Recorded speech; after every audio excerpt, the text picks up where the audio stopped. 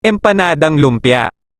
Let's start by sautéing our garlic until fragrant, then ilagay ang sibuyas at ituloy lang ang panggisa until translucent, then add the ground pork and continue sautéing for a few minutes, then season it with ground pepper and soy sauce, ituloy lang ang stir fry until the pork is fully cooked, then set it aside. Next magbalot na tayo, gamit ang dalawang lumpia wrapper, ilagay ang repolyo, carrots, ground pork, isang itlog at grated cheese, then fold in half at seal natin ang mga edges nito with egg wash. Then fold natin ulit for the second time ang dulo nito to make sure na well sealed ito.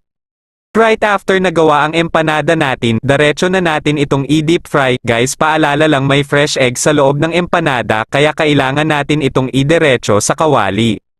Once it transforms into a luscious golden brown, it emerges as a masterpiece of culinary perfection, ready to grace your plate and tantalize our taste buds.